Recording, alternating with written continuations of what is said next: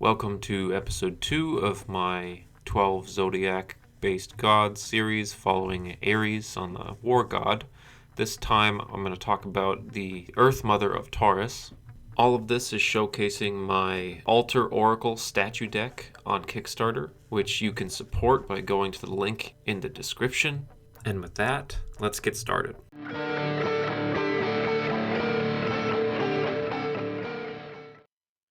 So the next card that I'll be showing for Taurus is the Earth Mother Gaia.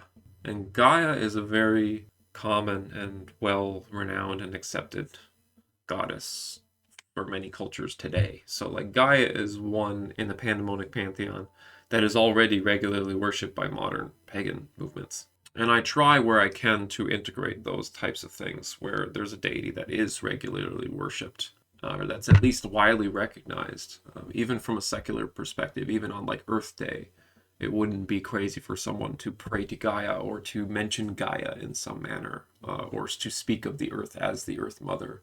The Earth Mother motif is also just a general motif that is common to virtually every culture on Earth. Usually Earth Mother and Sky Father. I'll get to the Sky Father later when we get to Aquarius. Gaia essentially represents motherhood and nature and creation and the family. And Gaia comes from the Greek earth goddess, who is related to many of the Mesopotamian earth goddesses, Ki and Kishar, for instance. Ki, I think, being Sumerian and Kishar being, I think, Assyrian. Again, often coupled with a sky father. In Norse, there's Gertha or Jord, who are treated as two separate deities, but really were probably something of the same deity from different traditions in Norse. Gertha relates directly to Earth. There's also, I don't have it here, I don't think, Egyptian goddess Hathor, who's like a cow goddess. Another word for her is Uartha, which, as you can see linguistically, is very similar to Gertha and Earth. Obviously, in our English language today, when we say Earth, it might come from a Germanic basis in this Gertha word, or even in the word Jord, which evolves into world, right? But there's also a Semitic tradition that our language is based on, going way back to the Neolithic and to the Middle East, and also to Judeo-Christian influence over Europe. Gauri, Uma, Bhumi are some more names for some Hindu earth goddess deities. In the Hindu system, the largest and longest lasting pagan polytheistic religion on earth, they often have certain motifs that they conflate many different deities into, and they take deities from other pantheons and they say, oh, I see you're a manifestation, you're a avatar of, say, Parvati or Shakti or Shiva or Vishnu, right? They have a core of deities that are often kind of conflated with other deities in order to help the system kind of rein in all of its diversity. This is an instance where I go forth and do that as well, with Gauri, Uma, and Bhumi all being earth goddesses. Terra is the Roman one. It's where we get the alternative kind of sci-fi name for Earth, Terrans, like Atira of the Pawnee. And the Pawnee are a Caddoan culture in the upper Missouri River region, Nebraska and Kansas and such. They have an Earth Mother, and there's a lot of Amerindian deities that in their English translation are simply Earth Mother. I prefer to try to take the actual words in the languages of those people to describe the deity, just like we do for every other culture on Earth. But of course, all of them are basically Earth Mother and open to interpretation. In that sense, they're open to syncretization with an idea. There are times where their ideas, especially when we get to Sky Father, are being muddled and assimilated into a Christian worldview, not only theirs, but in Africa and in East Asia and so many other colonized cultures. God is conflated with almost every one of their Sky Fathers, and many of their more nuanced characteristics are just kind of supplanted or ignored and saying, oh no, you're just God.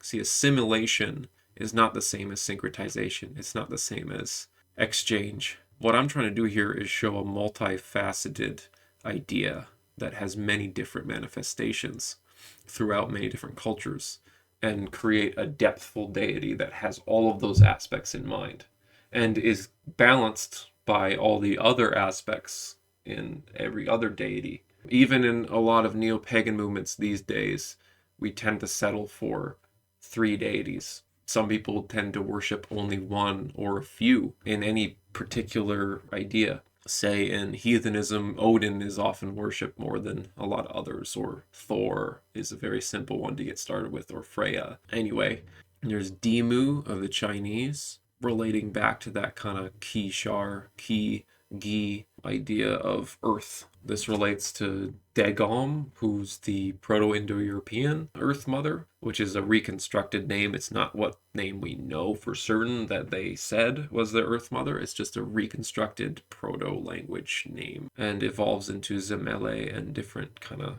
plays on that. Papa is a Polynesian and Hawaii Earth goddess as well, and sounds a lot like Pachamama of Incan, as well as another Earth Mother of creation. Aberewa is an Akan, essentially Nigerian Earth goddess, that I think is also called Asaseya, and is somewhat still influential in pagan movements of like Santeria and voodoo and such in the Caribbean today. I have a little suspicion that maybe the fictional fantasy goddess Ewa of the Avatar by the Blue Navi people might relate in some way to this Aberewa. They certainly seem to have been influenced by some Nigerian African language with some of the Navi inspirations. And then we have Amalur of the Basque. The Basque are a very interesting culture in Europe. They don't fit into the Indo-European categories. Our most conservative estimates is that their language goes back to the Neolithic farmer settlers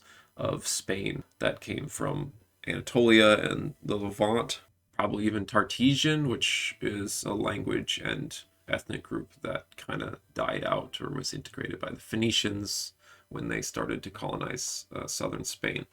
But they're an interesting example of, yet again, this idea that the Earth Mother goes back very far.